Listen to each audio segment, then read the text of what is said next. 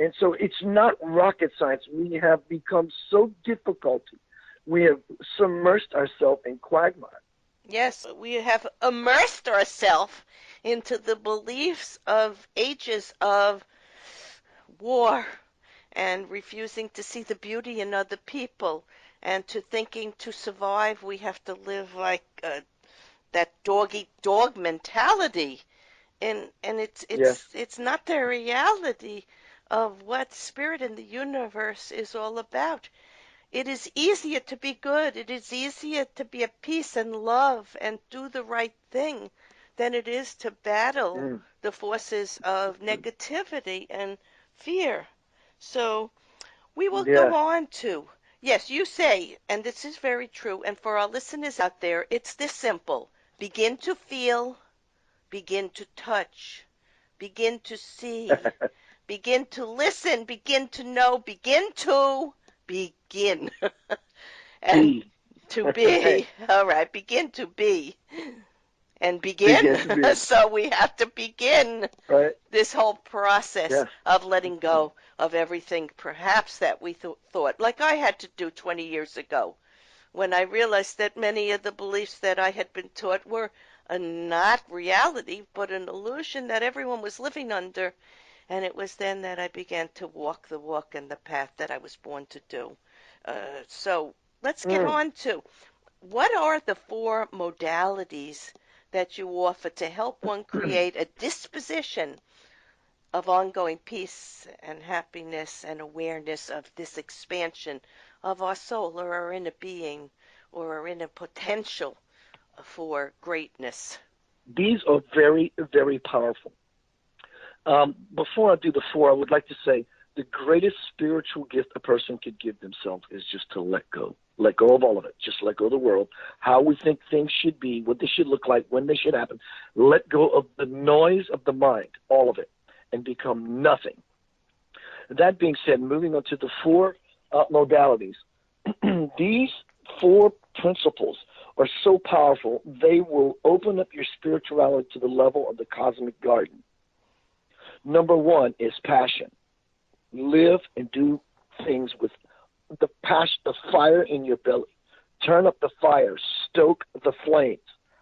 Do everything to the hilt and with intensity, always intensity. Passion would be the fire. And the get in there and roll up your sleeves and get your hands dirty kind of energy. Mm-hmm. The other side of that coin would be sincerity. It's the passive. It's your grandmother's bosom where you lay and be child and nurtured and supported. It's pink. It's like your brand new baby born sister kind of thing. It's pink energy. It's soft. It's sincerity. And it's that I mean it. I'm real serious about this kind of energy. And don't kid yourself for a moment. It sounds like sincerity doesn't have the punch. But it has the greatest punch. And the next one, the third one, would be humility. Why would our Lord Jesus wash the feet of the one that was supposedly going to rat him out, Thomas? Because he knew something. He knew that humility is a direct red hotline to God. He knew it. That's why Buddhist monks always walk pretty much their whole life bent in half. And humility, they know something. So that's beginning the opening up process. It's the ramp onto the superhighway, right? Vulnerability. People have a tough time with vulnerability. No one wants to expose the belly, the fire in that belly, that light, because of all the things that we think have happened to us, which is a beautiful ceremony of Creator saying, I am showing you something that you brought forth, dear one, only so that you can complete, graduate, and ascend into the fullness, effulgence of 1 million sons of who you are. And so when we become vulnerable, we literally, from soul to bones, become naked. That's a little challenging for people. Can you drop your physical clothes off in front of people and be okay? That is the idea of being vulnerable, exposing your core, because what will shift not only you, your world is what is going to domino affect the entire shift for everyone else to begin to open up and see you as the divine light, as an illumined figure, a beacon in their own experience, and the world as a worldwide movement, one person at a time. That's happening now. In fact, it's exponentiating.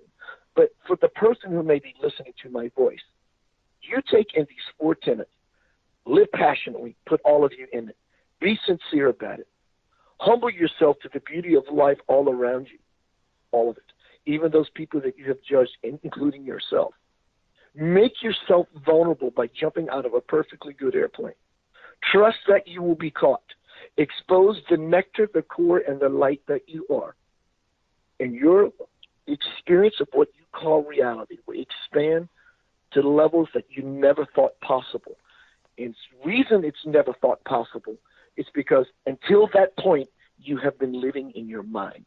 And once you drop into the stargate of your heart, the kingdom back to your soul will be exposed for you. And the golden path you will walk. Beautiful. You will be in the energy of your heart and soul connection to the universe, past the illusions of the mind. Yes. Beautiful. How might you suggest our listeners begin to advance their own spiritual practice and begin to find a more peaceful demeanor in these challenging times? That's a big question. Again, full circle. Well, we had a beautiful alignment in this very moment. When I thought earlier you wanted me to give you a certain set of 3 tenets and not the other set of 3 tenets, the first one I said was the truth does not need anyone's permission to exist. Open yourself up to possibility. The second one was get out of the fight when I said they were all capitalized, underlined, bolded. Get out of the fight. Get out of the fight with the world. Get out of the fight with the terrorism. Get out of the fight with racism. Even if you think you're protecting racism, you're becoming a part of the problem. Get out of the fight with your neighbors, your loved ones, because this is all an internal bickering about yourself. So that would be, to answer your question, another tenet, to open us up to that place that you just asked. The third one would be you only have a choice to water the weed or water the plant of your life. And whichever one you give your attention to is going to grow. And if you want proof, pull a weed out of your yard, put it in a potted plant, in a pot, and go buy a beautiful flower and put it in the pot, and choose to decide how you want, day by day, how often to water whichever one. And watch what transpires on the physical level as a creator, the person that can nurture growth in your life, and you will understand how often and how to go about your spiritual process. Absolutely. It's really about becoming aware. I could sit here for 3 days and repeat the word awareness, and that won't be enough. It's about self-awareness.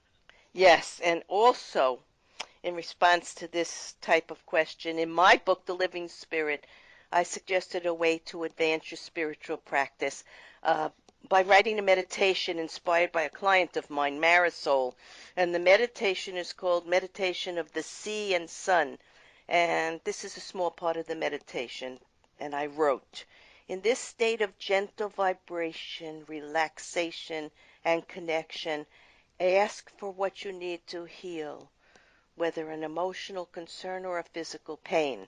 Ask to be brought forward, away from limited thinking, and to become the expression and radiance of the divine light of your essence. This will allow situations and people more in tune with your highest interests. A state of healing is created as a result of these intentions and actions, leading you to living with hope, faith, and wellness. So it's what you just said.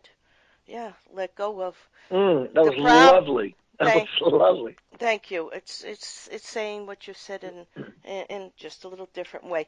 Keith, you said this, but if you want to live eternally, where there are no more births and deaths, just life everlasting, you have to replace your fear with love.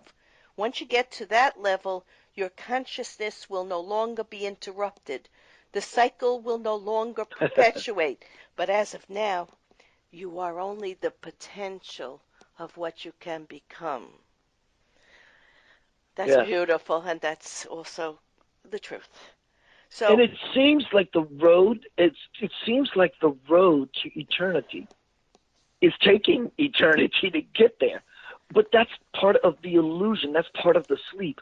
We begin to pull ourselves out of the dream when we realize that as we walk the road that seems to last forever uphill, once we get there, all of the struggles will be forgotten. It's going to be a dream.